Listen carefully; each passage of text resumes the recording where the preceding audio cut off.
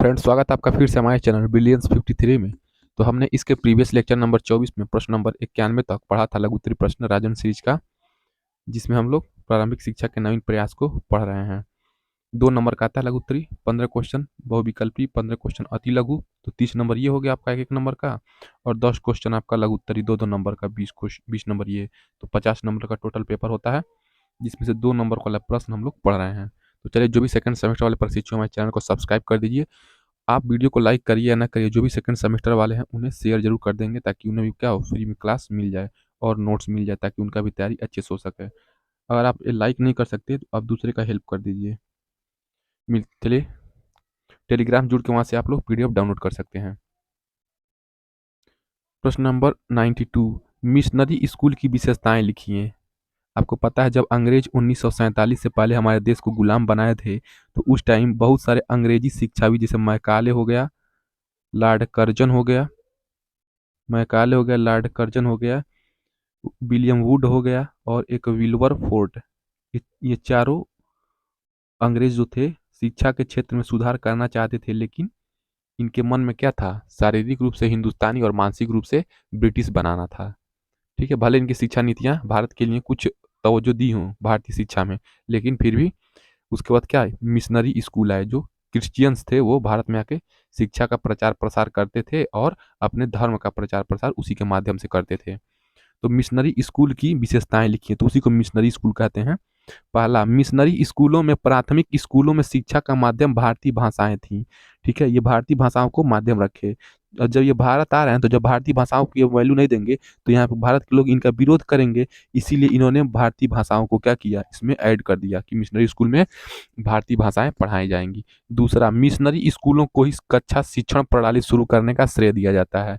तो ये लोग सम्मेलन गोष्ठी के माध्यम से नहीं पढ़ाते थे, जैसे हमारे वहाँ शिक्षा पद्धति कैसी थी, स्टार्टिंग में जो गुरुकुल थी।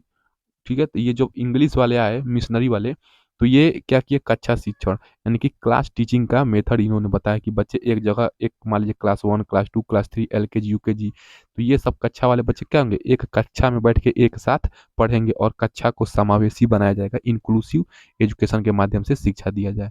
तो ये सब मिशनरी स्कूल वाले जो थॉट वाले ईसाई मिशनरी थे उनका ये श्रेय जाता है। तो कक्षा शिक्षण ये शुरू किए, भारतीय भाषाओं को मान्यता दिए, मिशनरी स्कूलों में आधुनिक शिक्षण विधि का प्रयोग, तो ये 3 इनका मुख्य रहा विशेषता। नेक्स्ट प्रश्न देखिए, प्रश्न नंबर 93। इसके बाद हम लोग विज्ञान पढ़ेंगे, तो हमारे चैनल को सब्सक्राइब कर दीजिए और सेकंड सेमेस्टर वाले प्रशिक्षु के साथ जरूर शेयर करेंगे।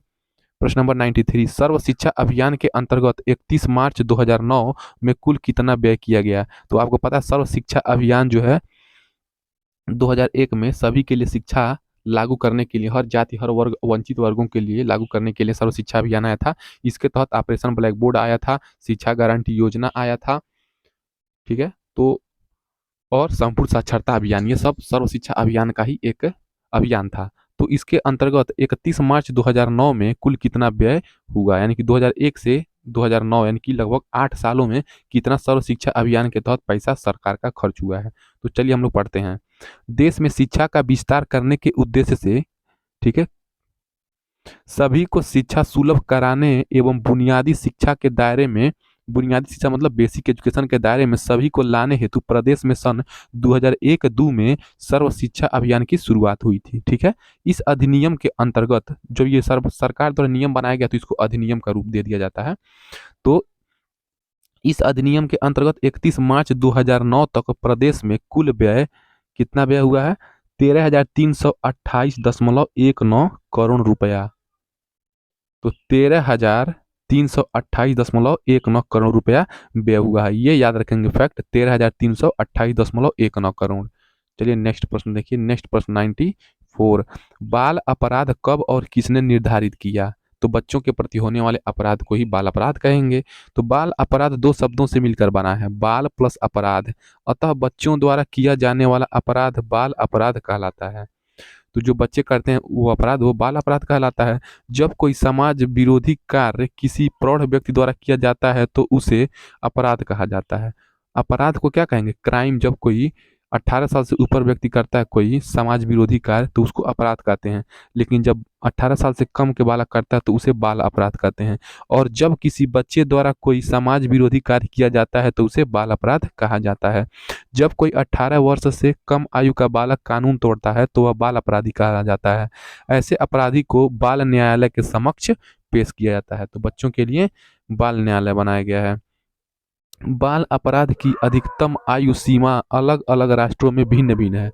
तो हर एक देश का जो जलवायु का प्रभाव है वहाँ पे बच्चे क्या होते हैं, हर एक राष्ट्र में कोई मान लीजिए कहीं पे 17 साल को प्रौढ़ माना जाता है, कहीं मान लीजिए 18 साल को, कहीं 20 साल को प्रौढ़ माना जाता है, कहीं 21 साल पे। तो इसके नीचे जो भी होंगे वो बालक में आएंगे, बाल आएंगे, चाइल्ड होंगे। तो हर देश में क्या है, क्राइटेरिया अलग अलग है। तो इसी आधार पर किसी भी राष्ट्र द्वारा निर्धारित आयु के भीतर के बच्चे द्वारा अपराध करने पर उसे बाल अपराध कहा जाता है। तो इसी को हम लोग बाल अपराध कहते हैं।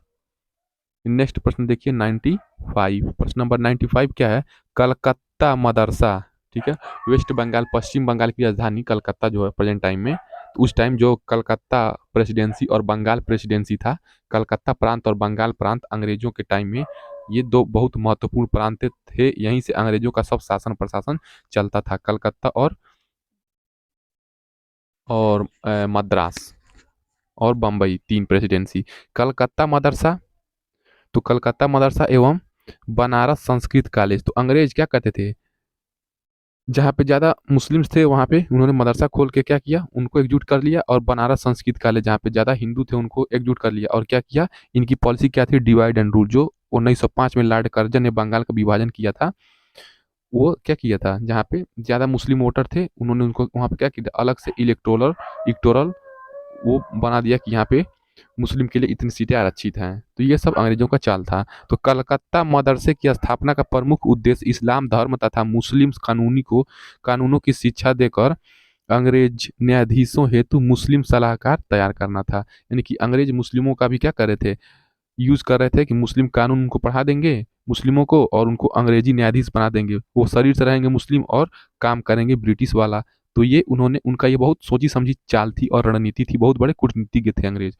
और बनारस संस्कृत विद्यालय की स्थापना का उद्देश्य उनका क्या था, मनुस्मृति पर आधारित हिंदू कानूनों की शिक्षा देकर अंग्रेज न्यायाधीशों के हिंदू सलाहकार तैयार करना था।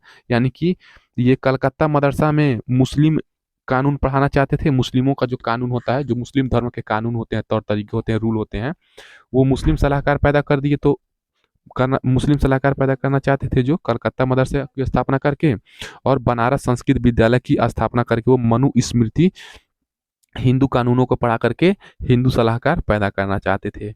इस प्रकार वो पूरे भारत पे क्या करना चाहते थे, शासन करना चाहते थे। इन किन प्रकारेण, वो किसी भी तरीके से, साम दाम दंड भेद, उनका यही नियम था, साम दाम दंड भेद, किसी की तरह से भारत पे क्या करना, राज करना है। और उन्होंने किया भी लंबे समय अंतराल तक। नेक्स्ट प्रश्न नंबर 96, प्रश्न नंबर 96 क्या है, लॉर्ड मैकाले की शिक्षा नीति का आलोचनात्मक मूल्यांकन कीजिए 2023। अथवा, तो जो भारतीय शिक्षा का अग्रदूत लॉर्ड मैकाले की शिक्षा नीति का आलोचनात्मक मूल्यांकन, मतलब उसकी क्या कमियां रही हैं उसकी आलोचना, इसका क्रिटिसिज्म करना है। ठीक है, उसकी आलोचना करना, क्या उसका डिसएडवांटेजेस रहे हैं। मैकाले की शिक्षा नीति दोषपूर्ण होने के बावजूद इसका तत्कालीन भारतीय शिक्षा प्रणाली पर क्या दूरगामी प्रभाव पड़ा। ठीक है, जो मैकाले की शिक्षा नीति थी वो भले ही थोड़ा सा दोषपूर्ण थी। देखिए, कोई भी शिक्षा नीति आती है उसमें कुछ कमियां रहती हैं और कुछ उसमें गुण रहते हैं। तो ठीक है, कुछ क्वालिटी होती हैं और कुछ उसकी डिसक्वालिटीज होती हैं हर एक रूल का। तो इसके बावजूद भी भारतीय शिक्षा पे ये मैकाले की शिक्षा नीति का बहुत बड़ा प्रभाव पड़ा। तो क्या प्रभाव पड़ा, चलिए पढ़ते हैं। भारतीय शिक्षा के इतिहास में मैकाले का क्या योगदान रहा, इस विषय में विद्वानों में काफ़ी मतभेद है। ठीक है, हर विद्वान अलग अलग अपने अपने पर्सपेक्टिव से देखते हैं। कुछ विद्वान मैकाले को भारतीय शिक्षा के इतिहास में मार्ग प्रदर्शक के रूप में मानकर चलते हैं, जबकि दूसरे कुछ विद्वानों के अनुसार मैकाले को भारत की दास्ता की जंजीर में जकड़ने हेतु उत्तरदायी मानते हैं। ठीक है, ये तो विद्वानों का अपना अपना मत रहा। अब देखिए दादा भाई नौरोजी जी का क्या मत रहा लॉर्ड मैकाले की शिक्षा नीति के। तो दादा भाई नौरोजी ने मैकाले की प्रशंसा करते हुए यह कहा था अपने टाइम में कि मैकाले भारत की उन्नति करना चाहता था, उसके इरादे अच्छे थे। ठीक है, उसके इरादे क्या थे, अच्छे थे। दादा भाई नौरोजी साहब कहते हैं वो क्रांतिकारी थे हमारे भारतीय राष्ट्रीय स्वतंत्रता आंदोलन के। उसने हमारी संस्कृति पर जो आरोप लगाए उनको हमें उदारता पूर्वक भूल जाना चाहिए। ठीक है, ये दादा भाई नौरोजी कहते हैं, उसने जो हमारे कल्चर पे आरोप लगाए थे वो हमारे लिए कुछ करना चाहता है, उसके इरादे अच्छे हैं, भले ही वो कुछ भी कहे लेकिन उसके इरादे और वो भारतीय शिक्षा का उन्नति करना चाहता है, तो हमें उसकी थोड़ा कमियों को उदारतापूर्वक भूल जाना चाहिए। उसकी अज्ञानता के लिए हमें क्षमा करना चाहिए। यानी कि दादा भाई नौरोजी कहते हैं कि वो अज्ञान है, ठीक है? मतलब भारतीय संस्कृति के बारे में उसके अंदर अज्ञानता भरी हुई है, उसे माफ़ कर देना ही भारतीयों के लिए सही है। मैकाले के विषय में निम्नलिखित बातें ध्यान देने योग्य हैं। तो मैकाले के विषय में निम्नलिखित बातें ध्यान देने क्या योग्य हैं? तो पहला बात है, देखिए, मैकाले को भारतीय शिक्षा का अग्रदूत कहा जाता है। वह पहला अंग्रेज विद्वान था जिसके विचारों से प्रभावित होकर एक ऐसी सरकारी नीति निर्धारित हुई थी जिसे प्राच्य पाश्चात्य विवाद खत्म हो गया। तो कुछ लोग क्या थे, प्राच्य शिक्षावादी थे, और कुछ पाश्चात्य शिक्षावादी। वो विवाद को खत्म कर दिया और आधुनिक अंग्रेजी शिक्षा की नींव पड़ गई। कुछ लोग कहते थे नहीं, प्राचीन शिक्षा पढ़ाया जाएगा, तो कुछ लोग कहते थे नहीं, अंग्रेजी शिक्षा पढ़ाया जाएगा। तो इसमें विवाद को खत्म करके उसने आधुनिक अंग्रेजी शिक्षा की प्रणाली को न्यू, यानी कि फाउंडेशन, उसने पिलर बना दिया। दूसरा, मैकाले की शिक्षा नीति के जो आपके क्या प्रभाव थे भारतीय शिक्षा प्रणाली पर, क्या इसका दूरगामी प्रभाव पड़ा? तो दूसरा इसका प्रभाव ये पड़ा कि मैकाले के विवरण पत्र से भारत के लिए प्राच्य पाश्चात्य ज्ञान विज्ञान का द्वार खुल गया, क्योंकि अंग्रेजी भाषा को माध्यम के रूप में स्वीकार किए जाने पर पाश्चात्य वैज्ञानिक भारतीयों के लिए सुलभ हो गया। तीसरा, अंग्रेजी शिक्षा ने भारतीय जनमानस में समानता, स्वतंत्रता और बंधुत्व की भावनाएं उत्पन्न करके उनमें राजनैतिक जागृति उत्पन्न की थी। यदि भारत में अंग्रेजी शिक्षा का प्रादुर्भाव न हुआ तो भारत में स्वतंत्रता संग्राम कभी न छिड़ता। और मैकाले के विवरण पत्र में कुछ खामियां भी थीं, ठीक है? उसकी सिफारिशों को मान लेने पर भारतीय जनता पर कुछ दुष्प्रभाव भी पड़े, इसलिए मैकाले की कटु आलोचना भी की जाती है। तो इस प्रकार मैकाले की शिक्षा नीति का जो भारतीय शिक्षा पर प्रभाव पड़ा हमने पढ़ लिया है। चलिए नेक्स्ट प्रश्न क्या है हम लोग पढ़ते हैं। जल्दी से इस सीरीज को खत्म करके हम लोग साइंस स्टार्ट करते हैं। प्रश्न नंबर 97, प्राथमिक शिक्षा के विस्तार के संबंध में चार्ल्स वुड की घोषणा का उल्लेख कीजिए। तो प्राथमिक शिक्षा के विस्तार में जो विलियम चार्ल्स वुड का जो घोषणा पत्र था उसका क्या मतलब था, उसका उल्लेख करना है। तो प्राइमरी एजुकेशन के लिए चार्ल्स वुड के घोषणा पत्र 1813 में आया। 1813 से 1833 तक इसका प्रभाव रहा, याद रखेंगे। तो घोषणा पत्र में सिफारिश की गई थी कि सरकार प्राथमिक शिक्षा पर अधिक व्यय करे। यानी कि वुड का जो घोषणा पत्र है, उस टाइम जो अंग्रेजी शासन था, ये लिखता था लेटर कि जो गवर्नमेंट है, प्रेजेंट गवर्नमेंट है, ये क्या करे, प्राइमरी एजुकेशन पर अधिक पैसा खर्च करे।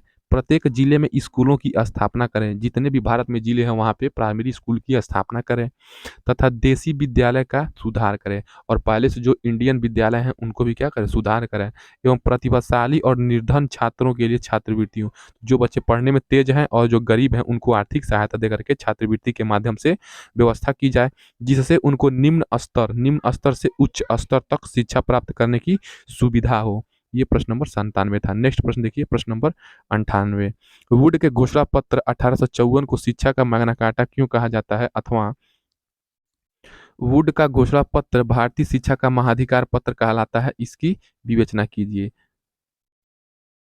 तो देखिए, जो वुड का घोषणा पत्र 1854 है, इसको शिक्षा का मैग्ना कार्टा क्यों कहा जाता है, और इसको भारतीय शिक्षा का महाधिकार पत्र किसने कहा था, इसकी भी विवेचना करनी है। तो वुड का घोषणा पत्र 1854, इसको शिक्षा का मैग्ना कार्टा कहते हैं। देखिए इसका उत्तर, चार्ल्स वुड का घोषणा पत्र भारतीय शिक्षा का महाधिकार पत्र इसलिए कहा जाता है क्योंकि इस घोषणा पत्र के द्वारा संपूर्ण देश हेतु एक व्यापक शिक्षा योजना प्रस्तुत की गई, जिसमें प्राथमिक शिक्षा से लेकर विश्वविद्यालय तक की शिक्षा को स्थान दिया गया। तो जो चार्ल्स वुड का जो घोषणा पत्र है उसे भारतीय शिक्षा का महाधिकार पत्र इसलिए कहते हैं क्योंकि ये प्राइमरी से लेकर के हायर एजुकेशन तक का वैल्यू का बात करता है। इसीलिए इसको क्या कहा गया, भारतीय शिक्षा का महाधिकार पत्र, यानी कि भारतीयों की शिक्षा के लिए महाधिकार मतलब बहुत ज्यादा अधिकार देने वाला पत्र है, जिसमें प्राथमिक शिक्षा से लेकर विश्वविद्यालय तक की शिक्षा की स्थान दिया गया। जेम्स ने इस घोषणा पत्र को भारतीय शिक्षा का महाधिकार पत्र कहा है, ठीक है। चार्ल्स वुड ने इस घोषणा पत्र को लाया और विलियम जेम्स ने क्या कहा, भारतीय शिक्षा का महाधिकार पत्र कहा है। ये प्रश्न अति लघु उत्तरी भी बन सकता है कि भारतीय शिक्षा का महाधिकार पत्र, वुड का घोषणा पत्र 1854 को शिक्षा महाधिकार पत्र किसने कहा है, तो विलियम विलियम जेम्स ने कहा है। भारतीय शिक्षा में इससे पूर्व जो हुआ वह इसकी ओर संकेत करता है कि जो इसके उपरांत हुआ वह इसी से निकलता है। जेम्स का मानना है कि वुड के घोषणा पत्र में दो बातें विशेष रूप से दिखाई देती हैं। प्रथम तो उस समय की जीर्ण शीर्ण शिक्षा की उचित तस्वीरी घोषणा पत्र में हमारे सम्मुख रखी। दूसरे, उसने शिक्षा को संगठित तथा व्यवस्थित करने के अनेक उपयोगी सुझाव दिए। अतः यह घोषणा पत्र भारतीय शिक्षा का महाधिकार पत्र कहलाता है। तो इस प्रकार देखिए, विलियम चार्ल्स वुड ने इसको शिक्षा का महाधिकार पत्र इसलिए कहा है कि इसने भारतीय शिक्षा को एक व्यापक शिक्षा योजना और प्राइमरी से लेकर के उच्च स्थान विश्वविद्यालय स्तर तक स्थान दिया गया है, और इसको विलियम जेम्स ने भारतीय शिक्षा का महाधिकार पत्र कहा गया है। और जो वुड का घोषणा पत्र 1854 है, जो वुड का घोषणा पत्र 1854 है, इसको हम लोग शिक्षा का, भारतीय शिक्षा का मैग्ना कार्टा कहते हैं। नेक्स्ट प्रश्न देखिए, प्रश्न नंबर 99। प्रश्न नंबर 99 क्या है? कोठारी आयोग के अनुसार शिक्षा का पंचमुखी कार्यक्रम क्या है? 2018 में प्रश्न ये पूछा है। तो देखिए हम लोग पढ़ते हैं। कोठारी आयोग के अनुसार पंचमुखी कार्यक्रम, तो नाम से देखिए पंचमुखी मतलब पांच मुखों वाला ऐसा कार्यक्रम होगा। तो कोठारी आयोग ने राष्ट्रीय विकास, तो कोठारी आयोग ने राष्ट्रीय विकास के परिप्रेक्ष्य में, उसके परिप्रेक्ष्य में निम्नलिखित पंचमुखी कार्यक्रम प्रस्तुत किया। पहला क्या था? शिक्षा को उत्पादकता से जोड़ना, यानी कि टीचर एजुकेशन को किससे? प्रोडक्टिविटी से जोड़ेंगे। किससे जोड़ेंगे? प्रोडक्टिविटी से। उत्पादकता क्या कहते हैं? इसको प्रोडक्टिविटी कहते हैं, जिसमें नए नए इनोवेशन, नए नए खोज विचार इनोवेशन हो, इसी को उत्पादकता से जोड़ देते हैं। शिक्षा के द्वारा लोकतांत्रिक मूल्यों की रक्षा करना, ठीक है, शिक्षा के द्वारा ही क्या होगा? लोकतंत्र को सुरक्षित किया जा सकता है। शैक्षिक क्रियाकलापों के माध्यम से सामाजिक एकता को मजबूत करना, ये तीसरा था। चौथा देखिए, शिक्षा के द्वारा नैतिक, आध्यात्मिक एवं सामाजिक मूल्यों का विकास करना। पांचवा क्या था? देखिए, तो ये पहला हो गया शिक्षा को उत्पादकता से जोड़ना, दूसरा शिक्षा के द्वारा लोकतांत्रिक मूल्यों की रक्षा करना, तीसरा शैक्षिक क्रियाकलापों के माध्यम से सामाजिक एकता को मजबूत करना, चौथा क्या हो जाएगा? शिक्षा के द्वारा नैतिक, आध्यात्मिक एवं सामाजिक मूल्यों का विकास करना, पांचवा क्या हो जाएगा? जिज्ञासा की प्रवृत्ति, मनोवृत्ति एवं मानवीय मूल्यों के द्वारा कौशल का विकास करते हुए सामाजिक आधुनिकीकरण। जिज्ञासा की प्रवृत्ति, मनोवृत्ति, ठीक है, जिज्ञासा की प्रवृत्ति मतलब आपके अंदर नए नए चीज़ों को करने की जिज्ञासा हो, किसी पढ़ने की किसी को जिज्ञासा हो, किसी को कला के क्षेत्र में, किसी को साहित्य के क्षेत्र में, ठीक है, किसी को भूगोल अर्थशास्त्र, किसी भी सब्जेक्ट में, किसी भी क्षेत्र में उसको जिज्ञासा हो, मनोवृत्ति हो, उसके मन की सोच हो, अच्छी सोच हो, मन की जो उसकी वृत्ति है, एवं मानवीय मूल्यों के द्वारा कौशल का विकास किया जाए। ठीक है, इसके द्वारा क्या किया? जिज्ञासा की प्रवृत्ति होगी, तो वो देखिए जहाँ जिज्ञासा है तहाँ साइंस है, बिना जिज्ञासा के साइंस नहीं है। Science is all about thinking. तो जिज्ञासा की प्रवृत्ति, मनोवृत्ति एवं मानवीय मूल्यों के द्वारा कौशल का विकास करते हुए सामाजिक आधुनिकीकरण की प्रक्रिया को विकसित करना। इस प्रकार कोठारी आयोग के पंचमुखी कार्यक्रम है। याद करना पड़ेगा आपको कि शिक्षा को उत्पादकता से जोड़ा गया, लोकतांत्रिक मूल्यों की रक्षा करने की बात कही गई, सामाजिक एकता को मजबूत बनाया गया शिक्षा के माध्यम से, नैतिक, आध्यात्मिक और सामाजिक मूल्यों को विकास किया गया, मानवीय मूल्यों, प्रवृत्ति, मनोवृत्ति, मानवीय मूल्यों का विकास किया गया, कौशल का विकास और आधुनिकीकरण पर जोर दिया गया। नेक्स्ट प्रश्न देखिए, प्रश्न नंबर 100 तक मारने जा रहे हैं हम लोग। प्रश्न नंबर 100, प्रारंभिक शिक्षा के विकास हेतु संचालित कार्यक्रमों में किन्हीं 4 कार्यक्रमों का संक्षिप्त परिचय दीजिए। देखिए ये लॉन्ग प्रश्न होने वाला है। प्रारंभिक शिक्षा के विकास हेतु किन्हीं 4 कार्यक्रमों का, तो प्रारंभिक शिक्षा के विकास हेतु संचालित कार्यक्रम, तो कोई भी आप लिख दीजिए। मान लीजिए चलिए हम लोग पहला जनशाला कार्यक्रम लिखते हैं, तो यह कार्यक्रम भारत सरकार और 5 संयुक्त राष्ट्र एजेंसियों द्वारा मिलकर चलाया जा रहा है। तो जनशाला कार्यक्रम किसके माध्यम से चलाया जा रहा है? तो भारतीय सरकार और संयुक्त राष्ट्र संघ की कोई एजेंसी है, उसके द्वारा 5 संयुक्त राष्ट्र संघ यानी कि 5 ठो यूनाइटेड ऑर्गेनाइजेशन, संयुक्त राष्ट्र संघ की एजेंसी है, उसके संयुक्त अभ्यास है ये। जनशाला कार्यक्रम प्राथमिक शिक्षा के विकास का कार्यक्रम है।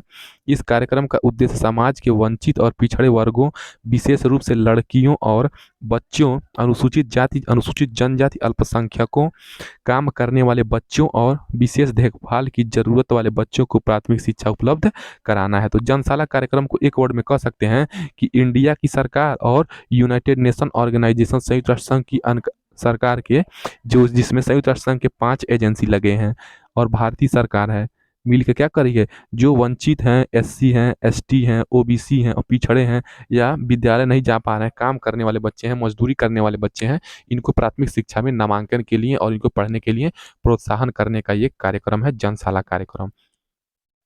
नेक्स्ट देखिए, प्राथमिक शिक्षा को सुधारने के लिए कौन सा, DPEP, district primary education programme, जिला प्राथमिक शिक्षा कार्यक्रम। डीपीईपी, डीपीईपी कार्यक्रम केंद्र द्वारा प्रायोजित है। तो डीपीईपी का कार्यक्रम कौन करता है, सेंट्रल गवर्नमेंट इसको देखभाल करता है, सेंट्रल गवर्नमेंट के अधीन है।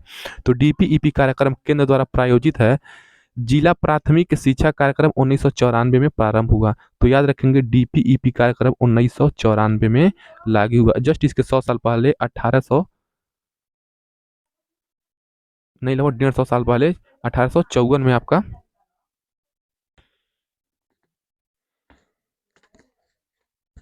आपका महाधिकार पत्र आया था। वो भारतीय शिक्षा का महाधिकार पत्र, शिक्षा का मैग्ना कार्टा जिसको कहते हैं, वुड का घोषणा पत्र आया था। तो डीपीईपी कार्यक्रम केंद्र द्वारा चला जाता है, सेंट्रल गवर्नमेंट द्वारा। 1994 में इसका प्रारंभ हुआ। इसका लक्ष्य सभी को शिक्षा दिलाने, बच्चों को स्कूल में बनाए रखने, शिक्षा के स्तर में सुधार करने तथा समाज के विभिन्न वर्गों में असमानता कम करने के साथ साथ काम करना है। तो ये डीपीईपी कार्यक्रम हो जाएगा। देखिए तीसरा क्या है कार्यक्रम, तो ऑपरेशन ब्लैक बोर्ड। तो ऑपरेशन ब्लैक बोर्ड क्या है, सर्व शिक्षा अभियान के तहत चलाया गया अभियान है। तो ऑपरेशन ब्लैक बोर्ड योजना देश के प्राथमिक विद्यालयों में उपलब्ध मानव संसाधनों एवं भौतिक संसाधन, ठीक है, मानव संसाधन एवं मानव संसाधन, टीचर आ जाएंगे, चपरासी आ जाएंगे, सफाई कर्मी आ जाएंगे, तो ये मानव संसाधन विद्यालय हो जाएंगे। और भौतिक संसाधन वहाँ का इंफ्रास्ट्रक्चर हो जाएगा। अधिसंरचना में सुधार लाने के लिए वर्ष 1987-88 में प्रारंभ हुई थी। ऑपरेशन ब्लैक बोर्ड कब प्रारंभ हुई थी, याद रखेंगे, ऑपरेशन ब्लैक बोर्ड आपका 1988 में। और 1994 में आपका क्या हुआ था, जिला शिक्षा प्राथमिक कार्यक्रम। यानी कि सबसे पहले ऑपरेशन ब्लैक बोर्ड आया, उसके बाद आपका क्या आया, डीपीईपी। डीपीईपी यानी कि 1988 में आपका आया ऑपरेशन ब्लैक बोर्ड, और 1994 में आया आपका जिला शिक्षा प्राथमिक कार्यक्रम, यानी कि लगभग 6 साल बाद आया था। ऑपरेशन ब्लैक बोर्ड के याद रख लीजिए 1988, और 1988 में आप प्लस 6 साल ऐड कर दीजिए तो आपका क्या हो जाएगा, 1994 हो जाएगा। तो 1994 में आपका क्या हुआ था, डीपीईपी कार्यक्रम। ये याद करने का ट्रिक है। प्रत्येक चल रहे प्राथमिक विद्यालय में 2 बड़े कमरों, कम से कम 2 शिक्षक, 2 बड़े कमरे होना चाहिए, और कम से कम 2 बड़े कमरों में एक एक शिक्षक, और आवश्यक शिक्षण सामग्री की व्यवस्था करना इस योजना का प्रमुख अंग है। तो ऑपरेशन ब्लैक बोर्ड में क्या होना चाहिए, मान लीजिए 2 कमरा है बड़ा बड़ा, उसमें से एक एक टीचर होना चाहिए। ये ऑपरेशन ब्लैक बोर्ड का मुख्य उद्देश्य है, और ये 1987-88 में आपका योजना प्रारंभ हुआ था। ठीक है, चौथा क्या है, कस्तूरबा गांधी बालिका विद्यालय योजना। ये एक NPEGEL योजना के तहत लाया गया था। ठीक है, national primary education for girls at elementary level. ये बस बालिकाओं के लिए चलाया जाने वाला केंद्र प्रायोजित आपका योजना था, प्राथमिक शिक्षा को सुधारने के लिए। कस्तूरबा गांधी बालिका विद्यालय हर जिले में खोला गया है, जहाँ पे क्या हो, वहाँ के मानक स्तर को, इस कस्तूरबा गांधी बालिका विद्यालय योजना के मानक स्तर को पूरा करते हों और सेटिस्फाई करते हों। इस योजना के अंतर्गत मुख्यतः प्राथमिक स्तर पर अनुसूचित जाति, अनुसूचित जनजाति तथा पिछड़े वर्ग और अल्पसंख्यकों की बालिकाओं के लिए आवासीय सुविधा के साथ साथ 750 विद्यालय खोले जा चुके हैं। तो कस्तूरबा गांधी बालिका विद्यालय योजना के अंतर्गत प्राथमिक स्तर पर अनुसूचित जाति, अनुसूचित जनजाति और पिछड़े वर्ग के अल्पसंख्यक जो हैं, उनकी बस बालिकाओं की बात कर रहे हैं। तो बालिकाओं को क्या जाता है, हॉस्टल सुविधा के साथ लगभग 750 ये वाले विद्यालय खोले गए हैं। चलिए हम लोग नेक्स्ट प्रश्न 101 पढ़ेंगे नेक्स्ट वीडियो से। तब तक आप वीडियो को लाइक करिए या ना करिए, पसंद आए तो बस आप सेकेंड सेमेस्टर वाले प्रशिक्षुओं के साथ शेयर कर दीजिए, ताकि उनको भी क्या हो, फ्री एजुकेशन मिल सके। हम भी इसमें प्रयास करते रहेंगे, ताकि जो आर्थिक रूप से पिछड़े हुए हैं उनको कुछ सहायता दी जा सके, जो किसी कारणवश से नहीं पढ़ पा रहे हैं, नहीं जा पा रहे हैं विद्यालय। तो चलिए नेक्स्ट वीडियो मिलते हैं। जय हिंद।